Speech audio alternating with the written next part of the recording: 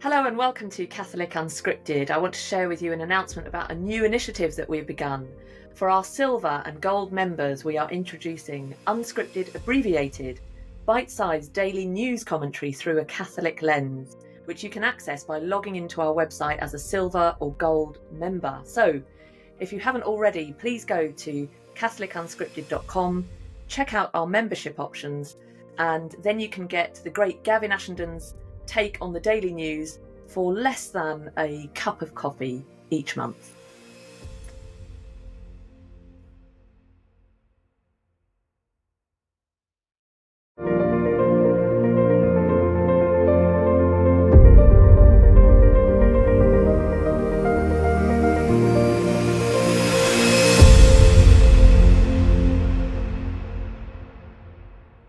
Hello and welcome to Unscripted Abbreviated. I'm Catherine Bennett and it's Wednesday the 22nd of May.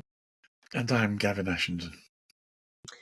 Well, we're back to Russell Brand to begin with, Gavin, because he's just released a little video, as he does from time to time, and this time he's talking about First Holy Communion. He's not a Catholic, so it's not quite the fullness of truth, but he's getting there. But he really talks about how we've all been propagandized, and that in with this propaganda, there's an attempt to reduce our spiritual awareness and a kind of rational disinformation campaign. So what's he said and what do you make of it?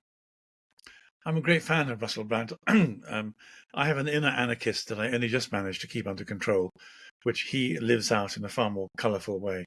And I'm really very excited to watch somebody in the public space open up about their encounter with Christ. It's been an amazing journey over the last 6 months.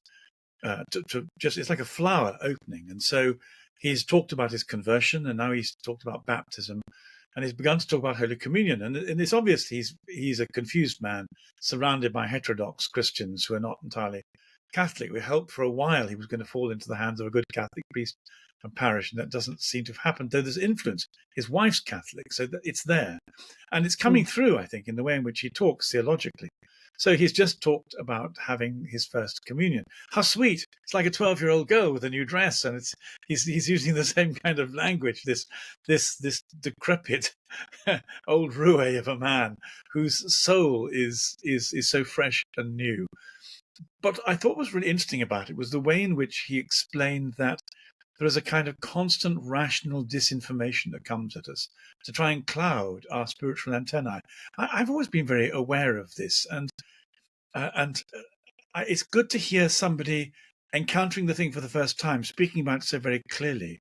So first of all, I think that all Catholics should be aware that our sense of perception of the Lord in the Eucharist isn't always as highly tuned as it should be. I put a wonderful tweet on Twitter this morning about a Roman Catholic priest who preached like a Baptist who was killed in a car accident, who talked as he was encouraging his people to feed on Jesus and saying, "I feel him in the host." It was immensely profound, and I think most of us also feel him, but sometimes it's a bit clouded. And so Brant was talking about how and why it's clouded.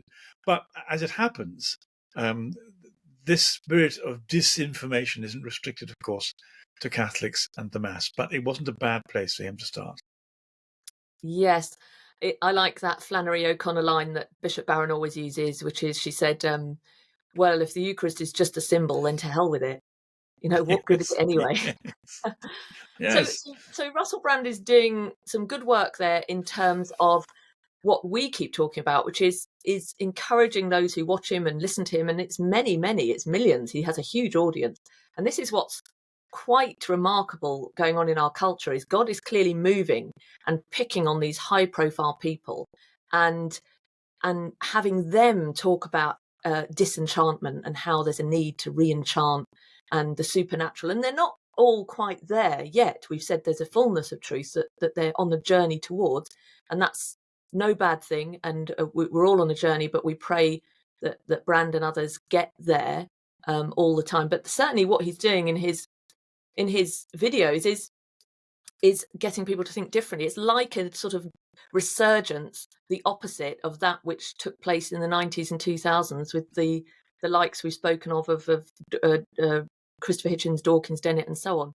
So it's a good move. It's in the right direction, but of course it's a part of the way, and that's why we need good people like yourself, Gavin, to help give us a fuller picture of the things that Brand and others are hinting at and have a little glimpse of.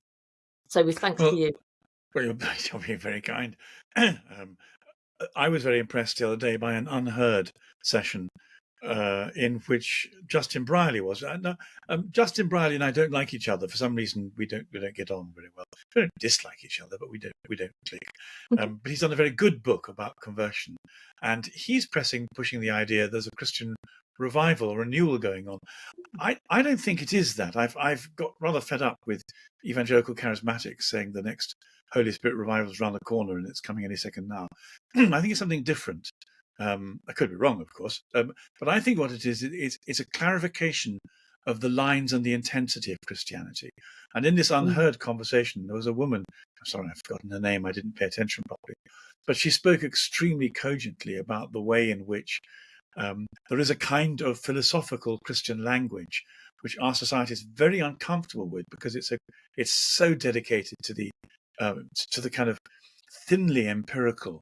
I mean, Peterson exposes this beautifully by explaining the Gospels in psychological language with their multi-layeredness. But the empiricism just can't get to it. People like Dawkins just think, surely they're talking bad science, when of course they're not. So this is a long way around saying that there is a lot happening.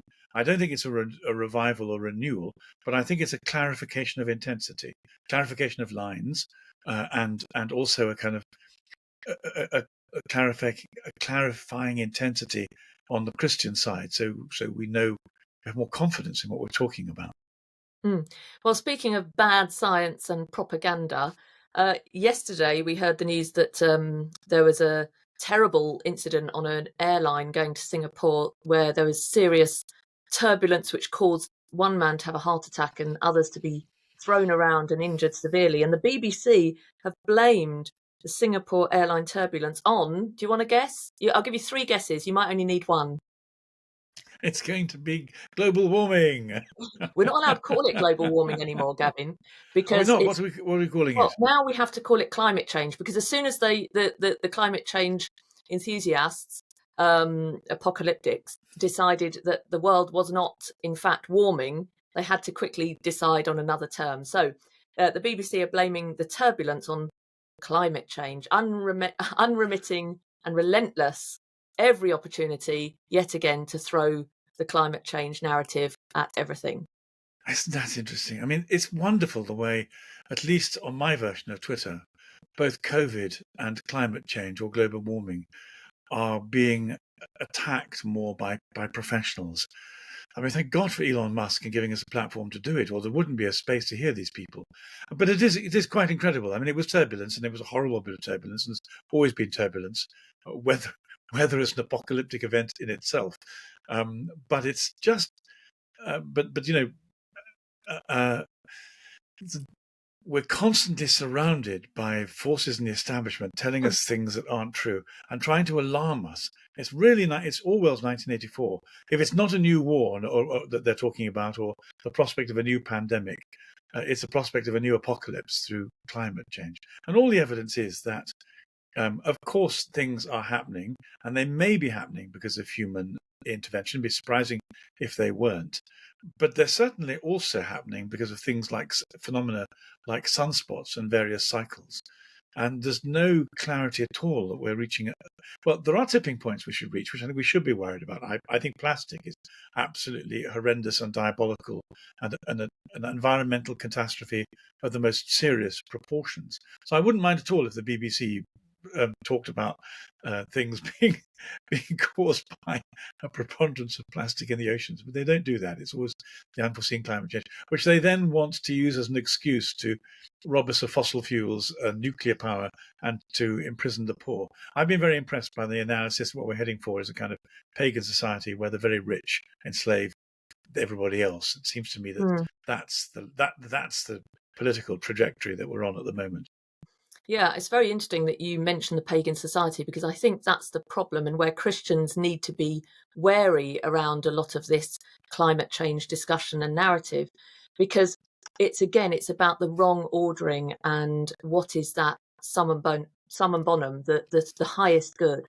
So the problem with the climate change extremists is that they are placing the earth itself at the center, and therefore if we say, okay, the earth is precious and has been misused and needs to be kept and not exploited, then what are the costs? So the costs will be stop having children, discourage people to have babies. We have low birth rates. We encourage abortion. We literally start to sacrifice ourselves to Mother Earth. And so it's the whole narrative is around placing the earth. It's like worship of Gaia. You've said this before, and not the right, because the right ordering is there is a place, as you say, for there is a place absolutely for thinking very carefully, not just a place. We're instructed to. Our faith says we should be stewards of the earth. We shouldn't rape and destroy and exploit the earth endlessly for reasons that are unnecessary. But it's about why we shouldn't do that. We shouldn't do that because the earth itself is some divine being that we have to please. We should do it because it's a gift from God, and He's given it to us, and it's good, and it's for, and we are given dominion over the earth and the creatures of the earth, but we have to practice that responsibly. And one thing that frustrates me about the whole climate change narrative is that there's never talk about something like the contraceptive pill and the damage that the contraceptive pill is doing in the waters, and fish in studies that have become intersex downstream of rivers where the waste is going in, and the impact of the estrogen and the progesterone on the pill. Well, why not mention that? Because that doesn't fit neatly, and it would undermine the calls for contraception and to reduce the population. So when the ordering is all wrong, the answers aren't right. So yes, we need to be stewards of the earth, but not for the reasons that we're being told. So we are fed up of this propaganda that's being thrown at us day in and day out. I'm trying to get out of my head the image of tranny drag queen fish with too much rouge around the gills and lipstick. But I'm sorry, I'll try and behave. And it's just that you sent me off. No, you didn't. I found myself sent off in that direction. But let's bounce just very quickly from what you rightly said to join the dots a bit, because it's beginning to come clearer. And I think we need to talk about this on several occasions. Effectively, the dark gods are back. Gaia is one of them. We're sacrificing children in the womb. I suspect that the rich and the powerful are going to encourage euthanasia, to sacrifice old people too to the environment, because they're a drag on resources, not creating anything, and so get rid of them.